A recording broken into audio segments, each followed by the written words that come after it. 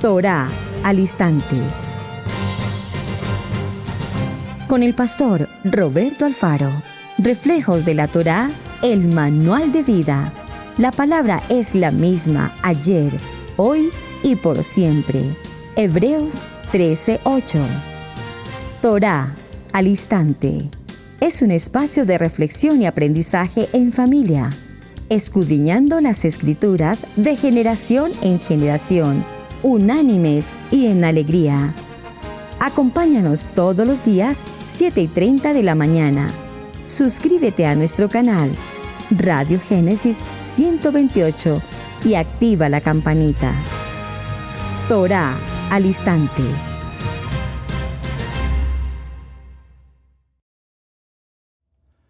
Shalom, mis amados hermanos, bienvenidos a este tiempo especial de Torá al instante. Su hermano pastor Roberto Alfaro les saluda y como siempre les brindo la mejor y cordial bienvenida. Estamos originando desde la ciudad de Cherryville, Carolina del Norte, en los Estados Unidos.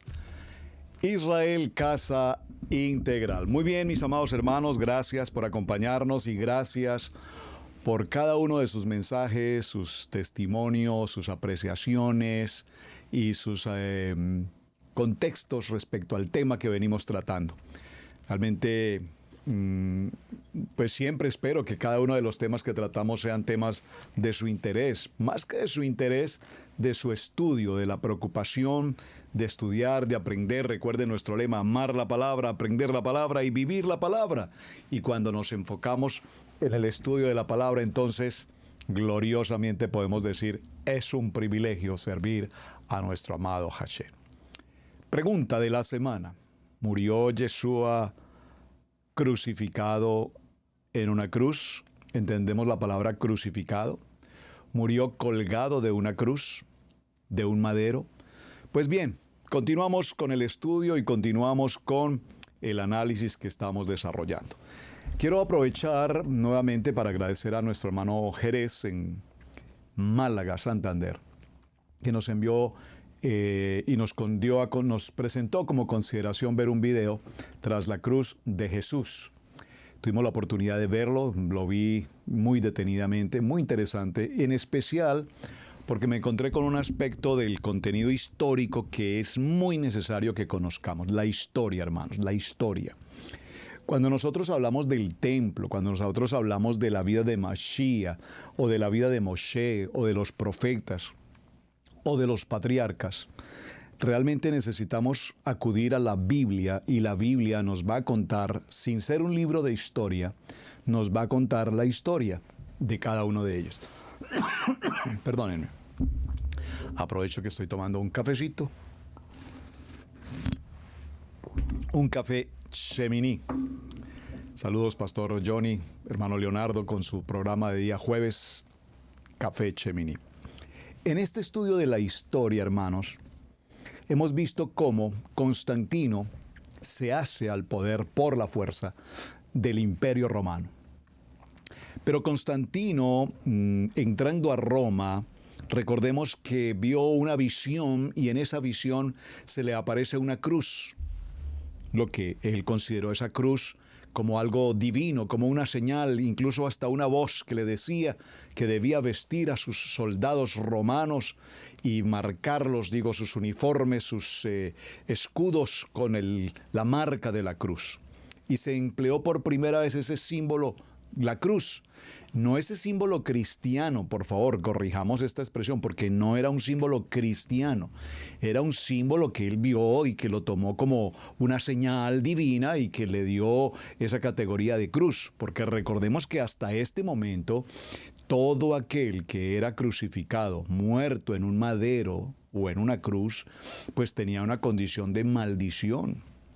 Y es interesante, hermanos, porque pregunta uno en medio de todos estos estudios cómo el pueblo judío podía enterrar a una persona que había sido considerada maldita por el hecho de morir frente a un madero. Esto es un tema muy interesante que vale la pena que usted lo escudriñe. No voy a entrar allí, solo les dejo la inquietud.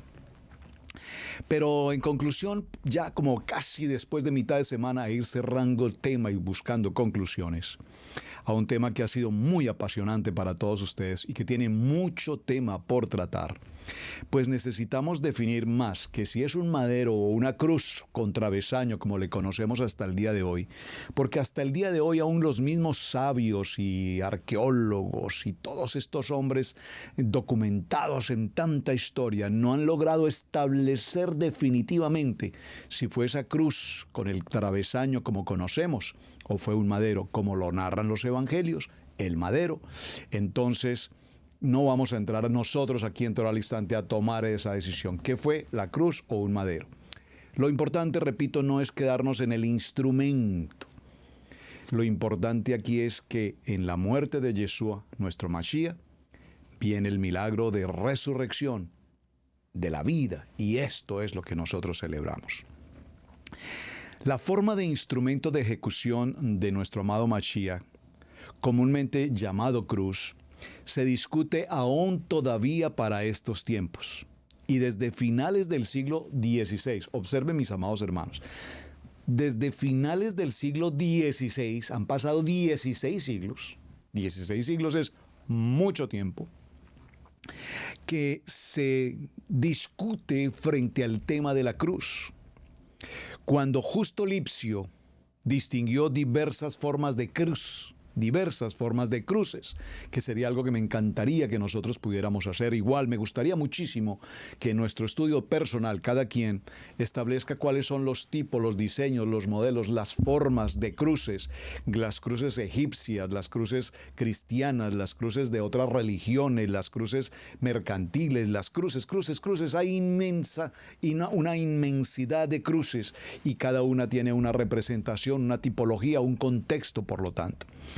En términos en la terminología propia de invención, Lipsio distinguió entre lo que llamó la cruz simplex, que era un poco así como lo que hemos mencionado en los programas anteriores, es decir, un madero, básicamente una estaca sin travesaño, que le llamó cruz compacta.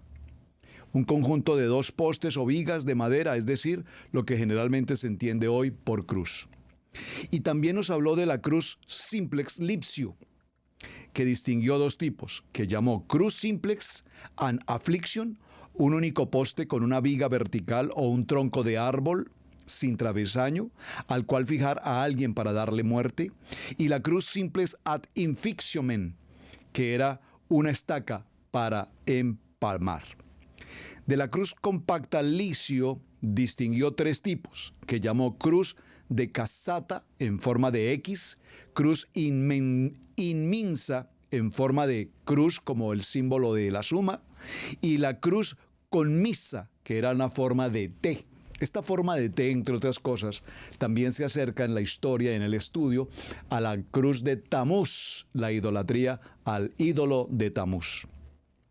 Sin embargo, los cristianos de los primeros siglos, en diferentes opiniones, se han expresado y representan el instrumento de la cruz según la muerte de Yeshua, tradicionalmente como una cruz con travesaño. Esto es una representación tradicional, la que se ha utilizado. Y base particularmente para formar esto tiene que ver con el contexto de la Iglesia Católica, que no tienen ninguna doctrina ni fundamento plenamente establecido al respecto. Solamente es una tradición que así lo ha indicado, pero que no ven realmente la manera cómo establecerlo a ciencia cierta que fuese una cruz como ellos lo han diseñado. Vemos, por ejemplo, que la organización llamada Los Testigos de Jehová, por el contrario, enseñan que Yeshua no murió en una cruz, sino en un madero, y que la cruz es solamente un símbolo pagano adoptado a partir del siglo IV de una forma apóstata por el cristianismo bajo la influencia de Constantino el Grande.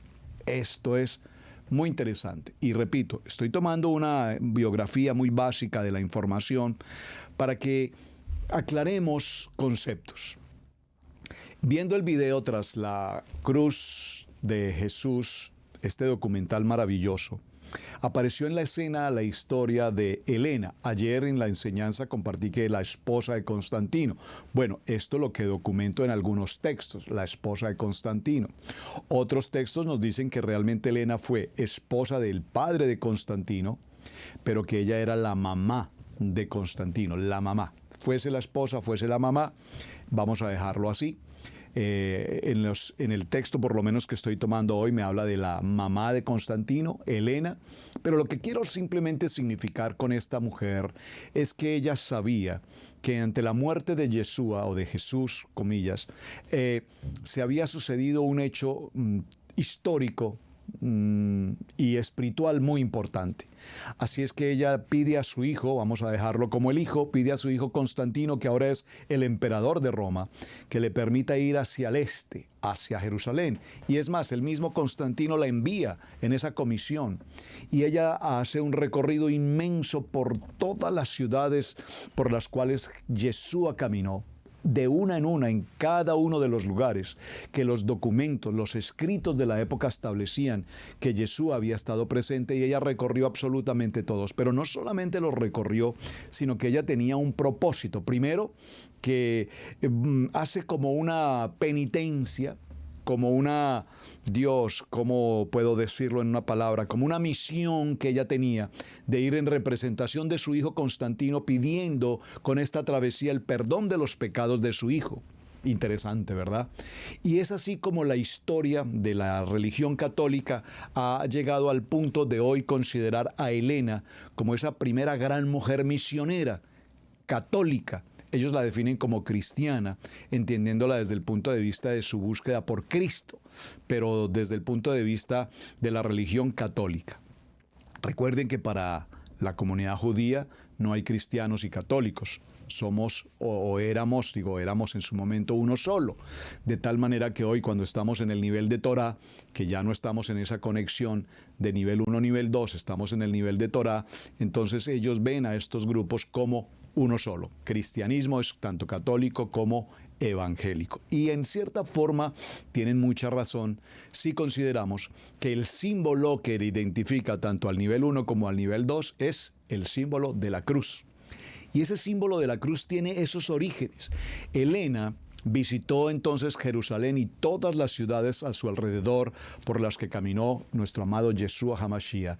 Y en cada una de ellas, esta mujer fundó, estableció, hasta nuestros días, hoy están ahí, la mayoría de lo que se llaman las iglesias en Jerusalén. La iglesia de la Natividad, por ejemplo, que es la representación del nacimiento, la Natividad que representa Navidad, nacimiento, que sabemos obviamente a la luz de Torá es un contexto totalmente equivocado, toda vez que Yeshua no nació para ese tiempo de Navidad, pero sin embargo es una de las iglesias que ella fundó, la iglesia de la crucifixión, y gran parte de los templos que hoy el turista en Israel visita son templos que tienen que ver conexión con la cruz y que tienen que ver con la vida de Yeshua, comillas, pero desde el punto de vista católico, desde el punto de vista católico. Miren qué interesante, hermanos.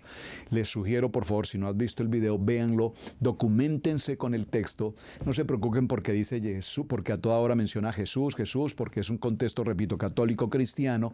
Entonces, pues veámoslo con discernimiento. En este proceso, esta mujer llega finalmente, ya avanzada de edad, cerca de los 80 años, a un punto en el que ella encuentra lo que había como altares de idolatría, altares de paganismo. Y esta mujer de alguna manera hizo una labor muy interesante si tenemos en cuenta la vida que leímos en esta semana, cuando se derribaron los altares de idolatría, ¿recuerdan? Y se derribaron esos altares de idolatría, y entonces, cuando pasó esto, ella encuentra en aquel lugar las cruces. Supuestamente la historia de ella o de este documental nos narra que aparecieron 3 cruces. 3 cruces que probablemente serían la cruz de Yeshua más las cruces de los ladrones.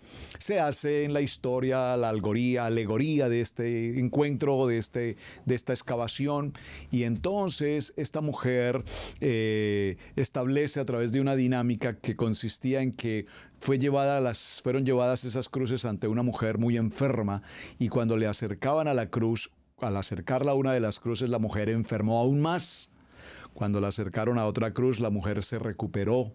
Pero cuando la acercaron a la siguiente cruz, la mujer fue completamente sana. Entonces, atribuyéndose ¿qué? El milagro de la sanidad al madero. Al madero en el cual fue crucificado Yeshua. Estas alegorías, repito, determinaron entonces que esa era la cruz en la que había sido crucificado Yeshua. Y viendo todo este escenario y viendo el documental, por eso les insisto, véanlo por favor, ahora podemos entender con mayor claridad cuánto y de qué manera un instrumento que había sido utilizado como algo indigno, de maldición, de muerte. El mismo Constantino y su madre, Helena, convirtieron ese instrumento de muerte y ahora lo convierten en un instrumento de victoria, en un instrumento de religión y en un instrumento del cristianismo. De allí cuando vienen las famosas guerras de las cruzadas que se identifican con la cruz. Todo esto tiene que ver hasta qué punto, hasta el punto de nuestros días hoy, en el que el entorno religioso cristiano católico del momento ven la identidad de cada edificio con una cruz, y vemos dentro de los altares de cada congregación la cruz, la cruz, la cruz, la cruz, y por donde quiera que vamos la cruz, y la cruz se convierte entonces en ese símbolo hasta nuestros días de identidad cristiano-católica. Interesante, hermanos. Y digo interesante porque particularmente crecí en ese contexto religioso, crecí en ese contexto evangélico, y como tal adoramos la cruz y como tal adoramos ese instrumento y pensamos que sí, que somos cristianos, porque desde esa historia de Constantino hasta nuestros días, desde Roma hasta nuestros días, se nos infundió, se nos enseñó, se nos demostró, se nos inyectó, perdón la palabra, se nos sembró esa semilla de idolatría con la cruz. Pero como estamos en un nivel de Torah y estamos indagando y profundizando en la palabra, dice el libro de Juan, conoceréis la verdad y la verdad os hará libres. Justino Mártir vio el mismo significado en el episodio de Moshe, que tenía los brazos extendidos a ambos lados. Moshe teniendo sus brazos extendidos a ambos lados. Si Moshe relajó esta figura que imita la cruz, el pueblo perdía la batalla, se relajaba y él perdía la batalla. Josué frente a Amalek, ¿recuerdan? Pero cuando tenía las manos en posición levantada, como si la cruz se levantara en sus manos, entonces la batalla tomaba conquista. Vemos que estas obras gráficas y representadas en tantos modelos nos están mostrando que la posición de las manos era lo que realmente ellos consideraban la cruz. Es decir, que cuando el creyente, comillas, católico, porque tenemos que referirnos a ese contexto histórico, cuando el católico levanta sus manos para orar, está haciendo simbólicamente la imagen de la cruz. Entonces vemos que Justino observa y mira la forma como el cuerpo humano y cómo difieren los animales irracionales. Y vemos que diferimos con los animales en el hecho de que nosotros nos paramos erguidos y nuestros brazos se extienden en forma de cruz, en forma de cruz. Interesante. Entonces, esta tipología de oración con nuestros brazos levantados que representan la cruz es lo que ellos hacen referencia a la cruz propiamente. Ahora, vamos a ir avanzando en el tema porque hay algo muy interesante a lo que quiero llegar en esta mañana. El historiador Eusebio de Cesarea escribió en el año 312. Ese número me gusta porque es un año interesante. Son apenas 300 años de la historia después de la muerte y resurrección de Mashiach. O sea que relativamente son textos cercanos, digo cercanos entre comillas, a lo que verdaderamente pasó. Pero cuando hablamos 5, 6, 7 o 10 siglos después, pues creo que ya la situación cambia. Y vemos cómo un hombre sanguinario, repito, como lo fue Constantino, hijo de Helena, que era pagano, pero respetaba de alguna manera al pueblo cristiano después de esa simbología de la cruz, vio vencer a la batalla en el puente de Milvio contra Magencio, que ya lo habíamos mencionado, quien era el líder, el emperador principal de Roma. Y vemos que algunos escritores como Rufino, Cesomeo, San Cristómo y San Ambrosio cuentan esta historia maravillosa, y digo maravillosa en cuanto a lo que se hizo por parte de Helena, que ahora es no solamente Helena, la mamá de Constantino, sino que ahora adquiere un calificativo un poco más allá, Santa Helena. Y vemos que en Roma está instituido el edificio, la construcción de la iglesia de Santa Helena, en la que reposa la famosa tablilla que mencionamos ayer. Espero que hayan hecho su análisis, su observación, hayan buscado la gráfica. Yeshua Nazareno, Rey de los Judíos, en hebreo, en griego y en latín. Espero que hayan hecho su tarea. Por favor, avancen con su tarea. En el siglo V comenzó a celebrarse todos los 14 de septiembre la fiesta. Se empezó a celebrar una fiesta llamada la Exaltación de la Santa Cruz. Esto en la ciudad de Roma, y comenzó a celebrarse al menos desde un par de siglos después. Las primeras representaciones pictográficas de la cruz que podemos encontrar hasta el día de hoy sostienen a Helena sosteniendo una cruz, y esto ha representado que era la manera como ella definitivamente había logrado encontrar la verdadera, legítima y auténtica cruz en la que fue crucificado nuestro amado Mashiach. Cuando los cristianos alcanzaron el poder y se convirtieron en una religión dentro de lo que era el Imperio Romano, entonces la cruz se convirtió en ese momento en el símbolo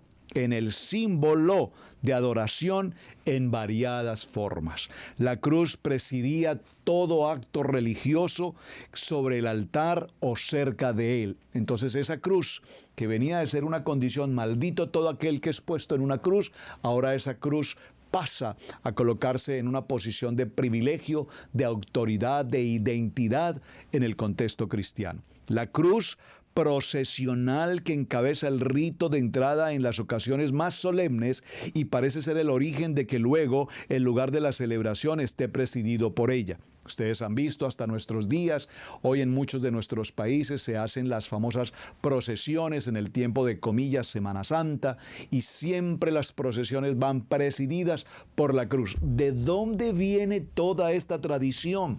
¿De dónde viene toda esta idolatría? ¿De dónde viene todo este paganismo? De aquí, mis amados hermanos, del contexto pagano, idólatra romano a través de Constantino y de su querida mamá Helena.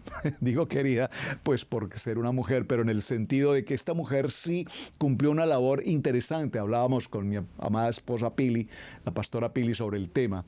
Y ¿qué propósito tenía Hashem en esta mujer para que ella hiciera toda esta travesía por Jerusalén y buscara con los sabios, con los rabinos, con el pueblo judío la historia? No hay la menor duda de que Helena tuvo cercanía y conocimiento de textos y documentos a la luz de la Torá. Pero para ella hoy se identifica en su biografía como una mujer luterana, como una mujer de la religión católica luterana, y hasta nuestros días es considerada una santa en el contexto de la historia católica. En cada casa, en cada hogar se instaura y se clava una cruz en cada pared como protección supersticiosa contra los fantasmas. Y aquí surge algo muy interesante que tiene que ver con la superstición y tiene que ver con el talismán. Esa palabra talismán, espero que usted comprenda el contexto de lo que es un talismán. Las personas que utilizan algún elemento para curarse o cuidarse de brujerías, hechicerías y maledicencias. Por favor, ese talismán es la cruz. Muchas personas utilizan una cruz, la cargan en su cuello, o bueno, no sé de qué manera, en un anillo, en cualquier forma, una cruz, simplemente significando de que están protegidos por esa cruz. Ustedes ven cómo los deportistas en su contexto religioso, los deportistas hoy cuando celebran su victoria, ¿qué hacen ellos? Se hacen la señal de la cruz, representando una identidad, repito, católica cristiana, y de esta manera se obedece a todo un proyecto desde Roma. Al enterrar a una persona, para aquel tiempo estaba prohibida la cremación, se incrusta una cruz en la tierra, se le cubre y se establece que esa persona tiene ese vínculo de identidad cristiana.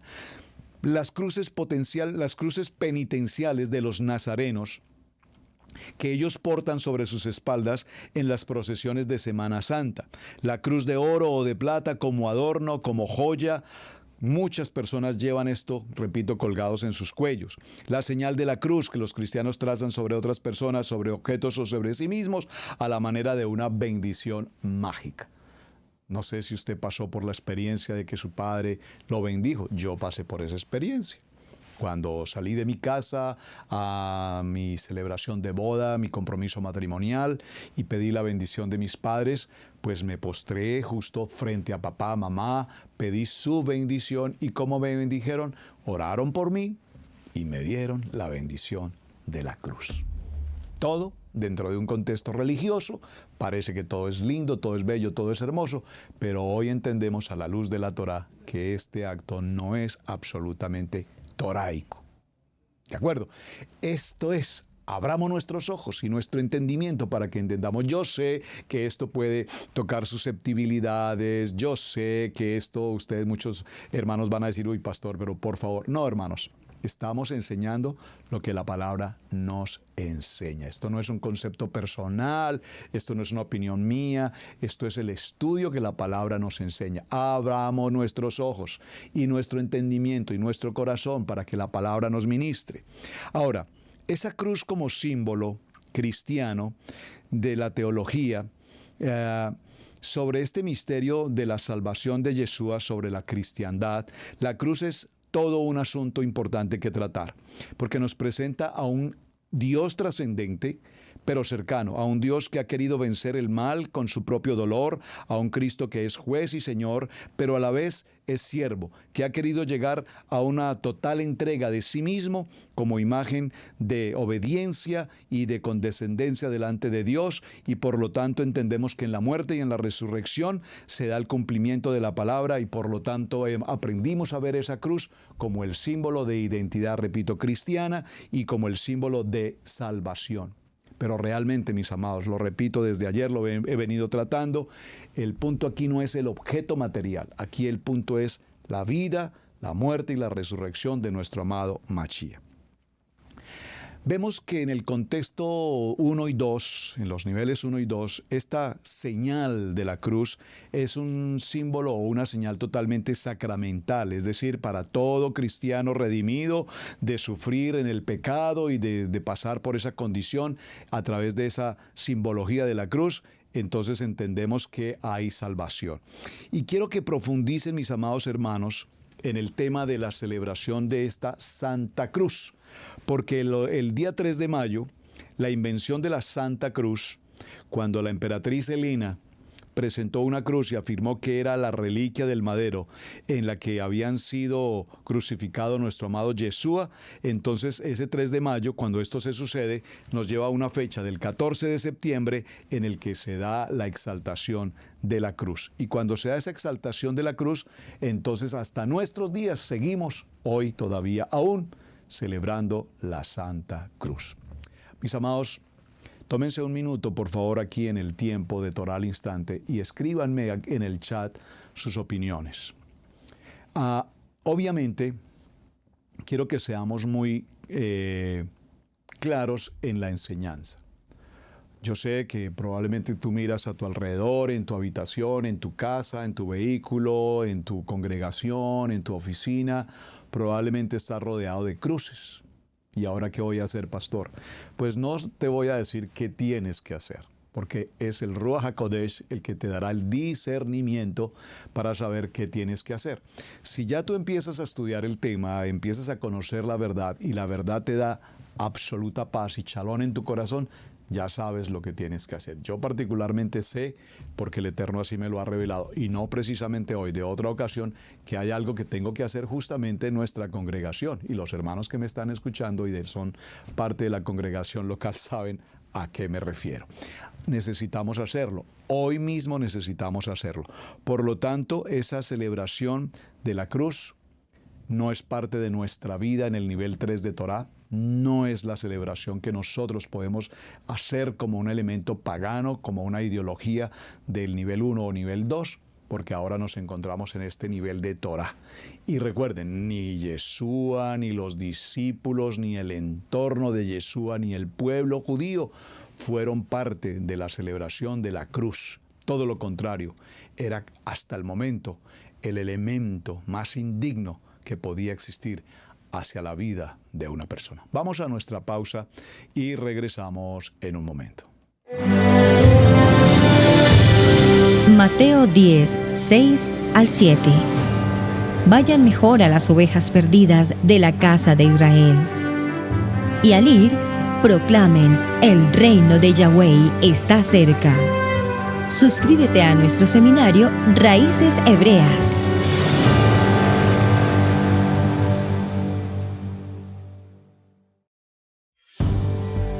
Debemos aprender a honrar los dones del ministerio, en especial el de enseñanza. Yeshua dijo en Lucas 6:38: Dad y se os dará, medida buena, apretada, remecida y rebosando darán en vuestro regazo, porque con la misma medida con que medís os volverán a medir. Si Radio Génesis 128 ha sido de enseñanza y bendición en tu vida, te invitamos a bendecirlo a través de las plataformas PayPal, Zelle, Square Cash, que están en nuestro portal www.radiogenesis128.com.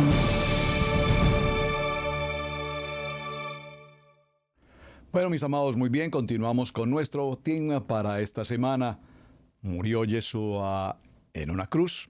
Acompáñenme por favor al primer libro a Corintios, en el capítulo 10. Primer libro a Corintios en el capítulo 10 y vamos a tomar una porción en el verso 14. Por favor, acompáñenme, primer libro a Corintios, capítulo 10, verso 14. Dice la palabra, léalo conmigo. Por tanto, amados míos, huid de la idolatría. Y recordemos que estamos hablando de idolatría desde el punto de vista en el que el Imperio Romano forma, impone y dispone el elemento de la cruz como un elemento de victoria y de identidad para el cristiano. No podemos pasar por alto, como dijo Pablo, en qué momento ustedes recibieron tanta información que los hizo allegarse a un punto de identidad con un elemento material, desconociendo la obra propiamente de mi amado Mashiach en el madero. No olviden, habla Pablo, de la forma como ustedes han entregado la vida en medio de tantas circunstancias adversas como el Coliseo romano. ¿Acaso usted puede olvidar, mi amado creyente, cómo el pueblo cristiano, el pueblo creyente en esa manera, en ese nivel, fueron llevados como esclavos y puestos como alimento de las fieras salvajes, de los leones y demás, y además puestos en esas condiciones infrahumanas como gladiadores y muerte salvaje en medio del Imperio Romano? ¿Acaso se les olvida a ustedes, mis amados hermanos, el precio que se pagó justamente en ese madero con la vida de nuestro amado Yeshua y la manera como fue victimizado de una manera atroz como nunca antes, con tanta sevicia, con tanta maldad?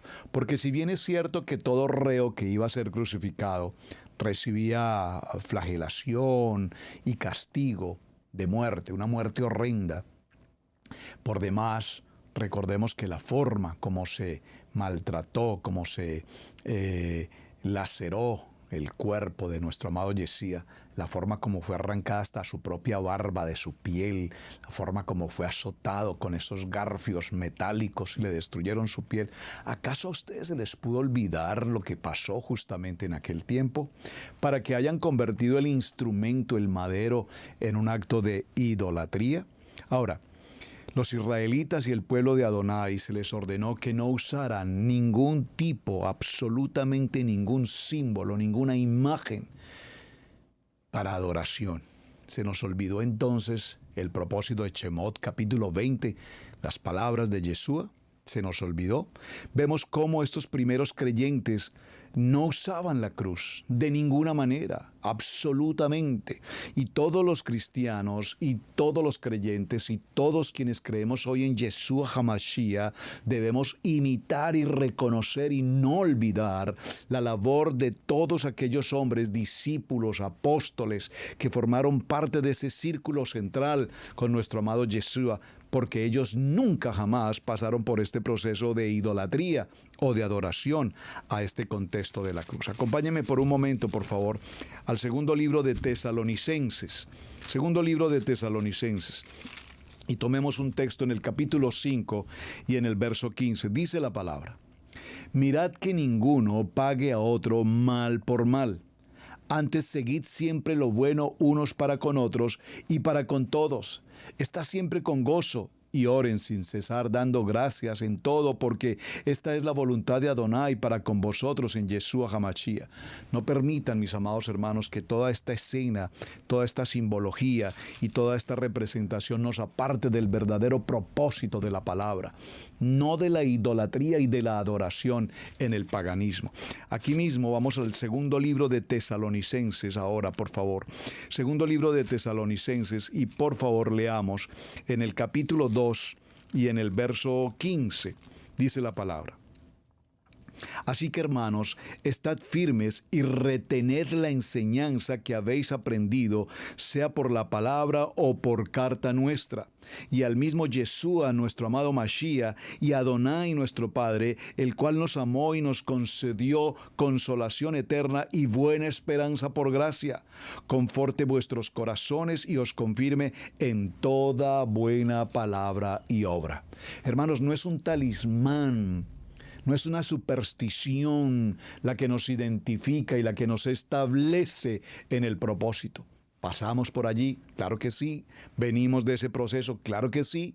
A lo mejor no todos, probablemente algunos pasamos por el proceso 1, pasamos a ese proceso 2, pero hoy el Eterno nos trae a su palabra y entonces ahora entendemos a la luz de la palabra que toda imagen, toda simbología y toda representación del paganismo no puede ser parte de la doctrina. La doctrina de los apóstoles y la doctrina de los profetas y la doctrina de los patriarcas y la doctrina de Moshe. Hablando, la palabra doctrina significa enseñanza, la enseñanza de los profetas, de los Nabín, de todos los Talmidín, de todos los apóstoles y demás, es la palabra.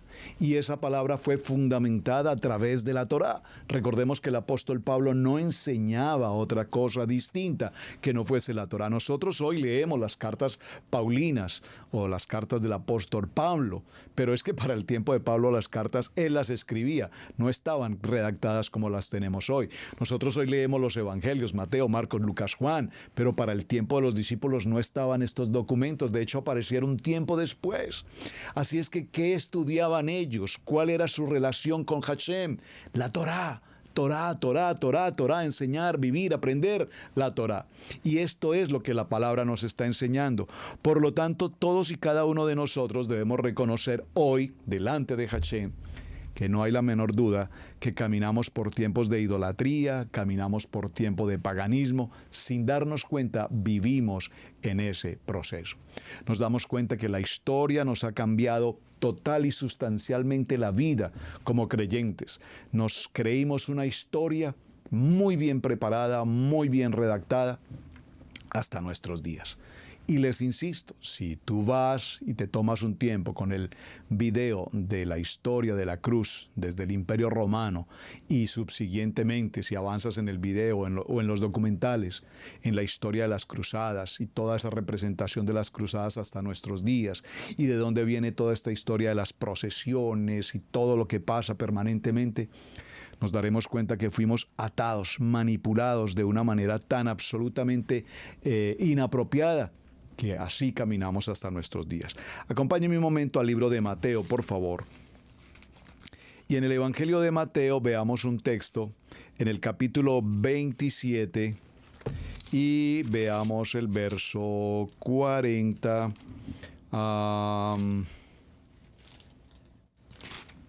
Un poco antes. El capítulo 32. Ya sobre este capítulo habíamos leído, vamos a detenernos brevemente en este texto. ¿Por qué? Este mismo texto lo vamos a encontrar en Marcos capítulo 15, verso 21, en Lucas capítulo 23, verso 26 y en Juan capítulo 19, verso 17. Sería interesante hacer esa correlación de los evangelios porque cada uno nos narra la manera y la historia y tiene algunos detalles más o menos que es importante resaltar. Veámoslo inicialmente en Mateo. Cuando salían, hallaron a un hombre de Cirene que se llamaba Simón. A este obligaron a llevar el madero. Y cuando llegaron a un lugar llamado Gólgota, que significa lugar de la calavera, le dieron a beber vinagre mezclado con hiel. Pero después de haberlo probado, no quiso beberlo. Cuando le hubieron crucificado, repartieron entre sí sus vestidos, echando suertes para que se cumpliese lo dicho por el profeta. Y esto es muy importante, lo dicho por el profeta, ya estaba establecido que esta situación debía evidentemente ocurrir. Entonces tomaron los vestidos, se echaron suertes entre sí, partieron entre sí mismos los vestidos y sobre mi ropa echaron suertes. Y sentados le guardaban allí. Y pusieron sobre su cabeza un escrito que decía: este es Yeshua, el rey de los judíos.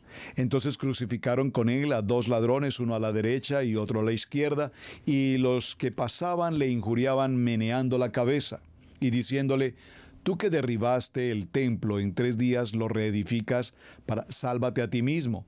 Si eres verdaderamente el hijo de Adonai, desciende de la cruz. De esta manera también los principales sacerdotes escarneciéndole entre los escribas y los fariseos y los ancianos decían: a otros salvó, a sí mismo no se puede salvar.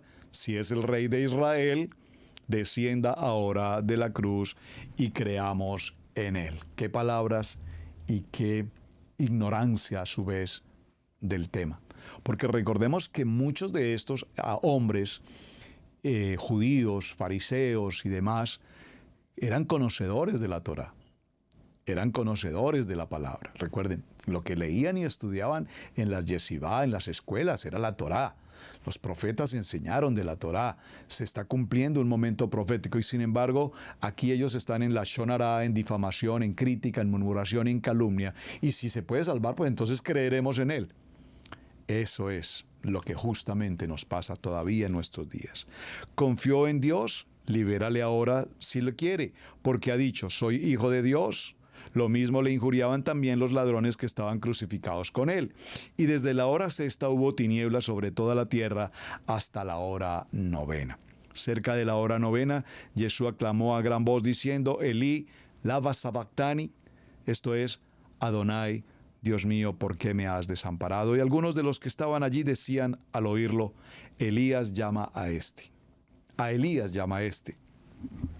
A Elías llama a este. Es decir, que algunos de los que estaban allí, ¿quiénes eran? Soldados romanos, pueblo judío, que estudiaban Torá, que conocían al profeta Elías y que hablaban a este está clamando por el profeta Elías. Y al instante, corriendo uno de ellos, tomó una esponja y la empapó en vinagre y poniéndola en una caña, le dio a beber. Pero los otros decían: deja, veamos si viene Elías a librarle. Mas Yeshua, habiendo otra vez clamado a gran voz, entregó su espíritu. Por favor, entregó su espíritu. Es importante esta expresión, ténganla muy presente, porque realmente nosotros hablamos de que le mataron, pero realmente Él entregó su espíritu. Y he aquí, el velo del templo se rasgó en 2 de arriba abajo, y la tierra tembló, y las rocas se partieron, y se abrieron los sepulcros, y muchos cuerpos de santos que habían dormido se levantaron, y saliendo de los sepulcros después de la resurrección de Él, vinieron a la santa ciudad, y aparecieron a muchos. El centurión y los que estaban junto a él guardándole, vieron el terremoto y las cosas que habían sido hechas y temieron en gran manera y dijeron: verdaderamente, este era el Hijo de Adonai. Es decir, la única manera posible para que las gentes crean en que verdaderamente Él es Adonai, nuestro Yeshua HaMashiach, es cuando se produce el caos, la persecución. Entonces aquí aplica muy bien la frase de nuestra amada pastora Pili: lo aprenderás por revelación o lo aprenderás por persecución. Parece que este pueblo eligió aceptarlo por persecución y los soldados dicen: ciertamente, verdaderamente, este era el Hijo de Dios. Estaban allí muchas mujeres mirando de lejos, las cuales habían seguido a Yeshua desde Galilea, sirviéndole. Gracias, mujeres. Gracias, mujeres de la red élite de intercesión en Israel Casa Integral, por esa labor tan extraordinariamente apasionante y maravillosa de la intercesión que se hizo justo este fin de semana. Mis respetos. Qué glorioso tiempo de intercesión. Aquí lo vemos, estas mujeres estaban allí mirando desde lejos, acompañando al Maestro, y le habían seguido desde Galilea, sirviéndole en todo lo que sea necesario. Amén. Entre las cuales estaban María Magdalena, María la madre de Jacobo y de José, y la madre de los hijos de Zebedeo. Muy bien, ¿por qué quise hacer esta pequeña lectura, mis amados hermanos? Porque evidentemente este texto, como cada uno de los distintos textos en los evangelios, nos van a narrar con detenimiento el protocolo. Digo el protocolo porque había un modelo que seguir. La manera como se crucificaba a un madero, cuando se llevaba a un reo a un madero, cumplía ciertos protocolos, determinados puntos que se debían tratar. Es como un poco hoy cuando se da una situación de sentencia, condenación, etcétera, hasta que se dicte la sentencia final. Entonces, ese protocolo perfectamente escrito y establecido en cada uno de estos textos, lo tomé, repito, lo quise leer con detenimiento. ¿Por qué? Porque evidentemente cada uno de ellos nos habla con propiedad de que el Imperio Romano cumplió al pie de la letra cada uno de esos protocolos. Veamos un momento en Lucas capítulo 23, un poquito también el detalle, cómo Lucas lo narra y de qué manera se cumplió este protocolo.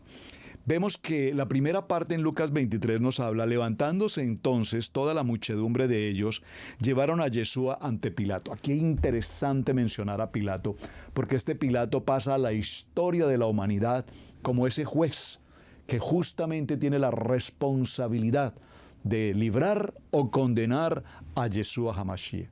Librar o condenar, la decisión más difícil de la humanidad. Librarlo o condenarlo. Pero, ¿qué sucedió con este hombre? ¿Tomó una decisión espiritual o tomó una decisión política?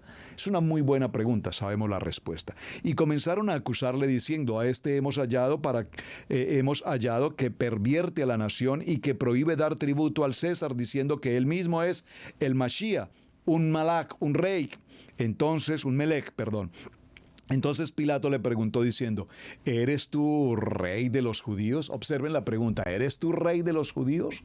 Porque aquella tablilla colocada sobre su cabeza, inscrita en los 3 idiomas, hebreo, griego y latín, tenía justamente esta inscripción: Yeshua Nazareno, el rey de los judíos. ¿Y quién ordenó esa tablilla? Pilato ordenó que se colocara esa identidad justo en aquel madero. Entonces respondió Yeshua y le dijo: tú lo dices. Como quien dice, tú lo dices, así lo has de escribir. Yeshua, el rey de los judíos. Entonces Pilato le preguntó: ¿eres tú el rey de los judíos? Y Pilato dijo a los principales sacerdotes y a la gente: ningún delito hallo en este hombre, ningún delito hallo en este hombre. Pero ellos porfiaban diciendo: alborota al pueblo, enseñando por todo Judea, comenzando desde Galilea hasta aquí. Entonces Pilato, oyendo decir Galilea, preguntó a los hombres: ¿era Galileo? Y al saber que era de la jurisdicción de Herodes, le remitió a Herodes de que en aquellos días también estaba en Jerusalén. Herodes vino a Yeshua, se alegró mucho porque hacía tiempo que deseaba verle, porque había oído muchas cosas acerca de él y esperaba verle hacer alguna señal. Por favor, observen esta delicia de lectura. Herodes ya había escuchado de la obra maravillosa y grandiosa de Yeshua, los milagros: resucita a los muertos, sana paralíticos, hace oír a los sordos, da la vista a los ciegos y sana a todos los enfermos, libertad a los cautivos. Y Herodes se enteró y quería conocerle. y le hacía muchas preguntas, pero él a nada respondía. Esto es muy importante, hermanos. Muchas preguntas, pero a nada respondía. A veces nosotros queremos darle respuesta a todo de una manera teológica, y más que teológica, de un sentido lógico o de un pensamiento racional, humano y de un pensamiento naturalmente del común que nada tiene que ver con la palabra de Hachén. ¿Por qué venimos a este tercer nivel? ¿Por qué estamos estudiando Torah? ¿Por qué estamos tratando un tema tan delicado y tan importante como el tema de la cruz? Porque si lo contestamos teológicamente y nos enfocamos en Roma y en Constantino y en Helena y toda esa historia y vemos lo que pasó en Jerusalén, que hasta el día de hoy se establecieron todas aquellas iglesias y todos aquellos elementos o instrumentos de adoración como existen hoy en Jerusalén, todos enfocados en la cruz. Todos enfocados en la cruz. Y usted ve los videos, cómo las gentes llegan a este sitio y tratan y tocan el instrumento, la pared, y es que Yeshua colocó aquí su mano y todos quieren colocar la mano en ese lugar y todos quieren besar la cruz y quieren colocar sus billeteras en el lugar donde fue sepultado. Por favor, perdónenme que haga este ejercicio, pero es que es indigno, hermanos, que el creyente haya llegado a un nivel de tanta idolatría, que nos enseñaron todos estos procesos que estamos viendo en la historia hasta nuestros días. Ahora, yo puedo entender, si colocan las manos para sanidad a una pared o a un instrumento, a un madero, esto perteneció a Yeshua. Es como, perdónenme que por favor, recíbanmelo con amor para la enseñanza. Es el hecho de, por ejemplo, la Tevilá. Tenemos que ir hasta Jerusalén, ir al Jordán. Aquí fue el lugar donde Yeshua recibió la Tevilá o el Mikveh con Juan el Inmersor. Entonces tenemos que ir allí para hacer Tevilá, justo en ese lugar, porque ahí estuvo Yeshua. Mi amado hermano, las corrientes de agua de ese tiempo a las corrientes de agua de hoy no son las mismas. Si lo que tú quieres es justo hacer Mikveh o Tevilá, justo en las mismas corrientes y en la misma agua donde estuvo Yeshua, por favor, hermano. Si puedes ir a Jerusalén y lo hiciste justo en ese río y ahí en el lugar donde alguien dijo que era, pues eso fue porque a alguien se le ocurrió decir que eso era. Porque históricamente, geográficamente, arqueológicamente incluso, ni siquiera todavía aún se puede establecer que algunos de esos sitios, todavía hoy no se puede establecer que han sido verdaderamente los sitios correspondientes. Es más, las calles por las que caminamos en Jerusalén hoy ni siquiera son las calles que correspondían al tiempo de Yeshua. Usted conoce cuando va a Jerusalén y camina por la Vía Dolorosa. Camina usted por la Vía Dolorosa, estación 1, estación 2, estación 3, estación 4, caída número 1, caída número 2, caída número 3. Mi amado hermano, por favor, tenga claro que usted está caminando por un terreno que lleva 50 años que construyeron, que lo remodelaron, que no tiene nada que ver con la historia, ni con la Vía Dolorosa, ni con la historia propiamente de lo que pasó con Yeshua. Entonces convertimos toda la historia bíblica en un elemento idolátrico y hacemos del turismo un gran negocio, una gran inversión, pero nada de eso realmente corresponde físicamente con el texto bíblico. Por eso, para quienes son, por ejemplo, guías turísticos, y conocen de la Biblia, y conocen de la palabra, y conocen de la Torá, y toman a un grupo y le llevan hasta Israel y visitan puntualmente los sitios donde leyendo con el texto bíblico y aquí en este lugar, en la Gólgota, la Calavera, y aquí en el Monte de los Olivos, y aquí en este costado sur del Cótel, aquí. Pero tengamos presente, repito, que muchos de esos sitios propiamente no corresponden hasta el día de hoy ni científicamente ni bíblicamente a los lugares verdaderamente correspondientes. Alguien dijo aquí fue y aquí fue. Y una de esas personas fue esta señora Helena, mamá de Constantino, dijo aquí fue el lugar del nacimiento y se hizo la iglesia de la Natividad y hasta el día de hoy. Y ella dijo aquí es el lugar del Santo Sepulcro y cuando usted va a ese lugar del Santo Sepulcro, entonces usted va a ese sitio, hay un lugar donde se dice que fue sepultado Yeshua, que no corresponde Técnicamente hasta el día de hoy no se puede establecer que así sea, pero comercialmente es muy bueno que así sea. Ahí está. Y cuando desciende por esas escalas y va hasta la parte inferior, ¿qué encuentra en la parte inferior de ese lugar? Encuentra una imagen de Santa Elena en idolatría con una cruz, y todos los creyentes van a rendirle culto y a tocar la cruz de Santa Elena, la mujer que encontró la cruz de Yeshua. Comillas. Entonces, mis amados hermanos, todo esto simplemente para significar, tenemos que discernir y tener un corazón circuncidado a la teología, al comercio, al turismo religioso, y apartarnos de ese contexto. Yo recuerdo a un querido amigo, muy querido y respetado maestro, que viaja con los grupos de creyentes en Torah hacia Israel. Y él me decía, cuando yo estoy en Israel y vamos a hacer Tevilá, yo no acostumbro a ir justamente al sitio que públicamente y turísticamente se conoce como el Jordán, el lugar donde Yeshua hizo Tevilá. No lo hago. Primero, por lo mismo, porque no está establecido que ese es justamente el lugar, número uno. Y número dos, porque además ese es un lugar donde precisamente hay aguas muy sucias, muy sucias. Eventualmente en ciertas ocasiones del año las aguas se limpian, son más cristalinas. Me dice, pero el río Jordán es tan extenso que yo no tengo necesidad de ir a pagar ciertas cantidades de dinero en ese lugar para entrar, ciertas cantidades de dinero para que te den unas batas blancas y te faciliten las toallas y demás en ese lugar, pagar, comercio, sino que nosotros vamos a otros puntos del río Jordán donde podemos accesar libremente y donde hay aguas absolutamente cristalinas, que son el río Jordán, y hacemos Tevilá en el río Jordán, en un lugar que tenemos muy claro, muy especial, muy definido. No porque alguien dijo que fue aquí.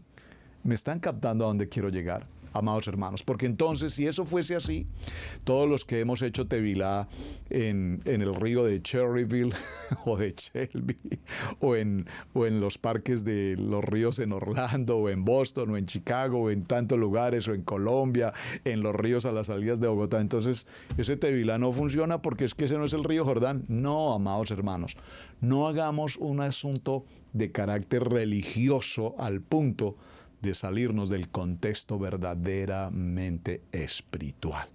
Es tu corazón con Hashem. Y bueno, mis amados, creo que vamos a llegar hasta este punto.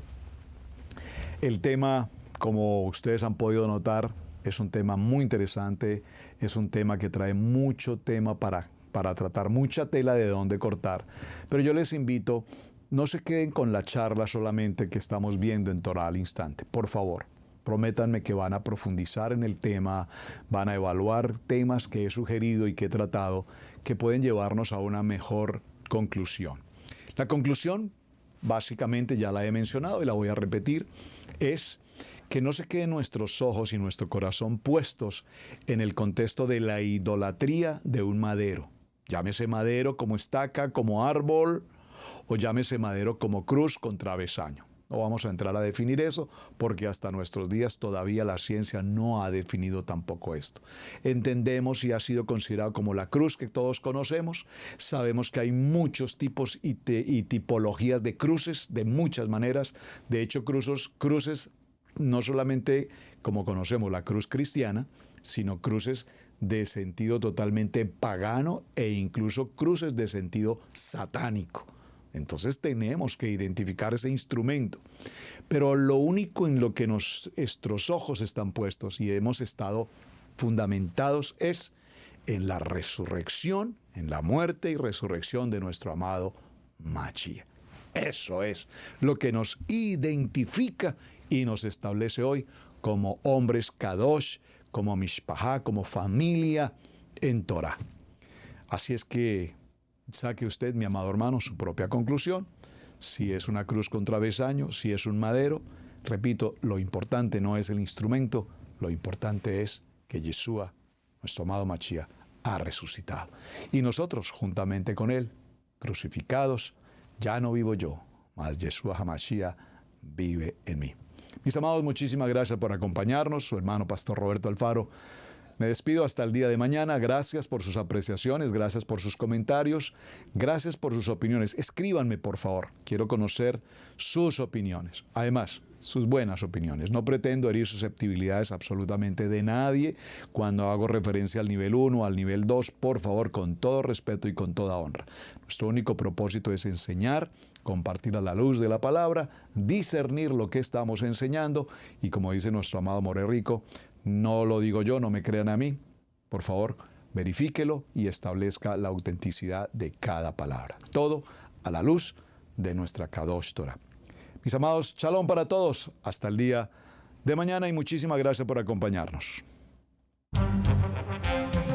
Hemos presentado Torah al Instante con el pastor Roberto Alfaro.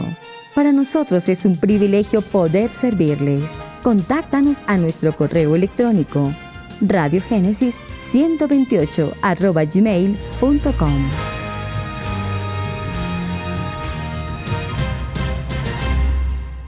Amigos, gracias por ver el video del día de hoy. Aquí te dejamos 2 videos que te sugerimos que veas también en nuestra plataforma de Radiogénesis 1.28. Y en la mitad de la pantalla, con tu control remoto, podrás suscribirte a nuestro canal. Gracias por estar en Radiogénesis 1.28, la frecuencia de la familia.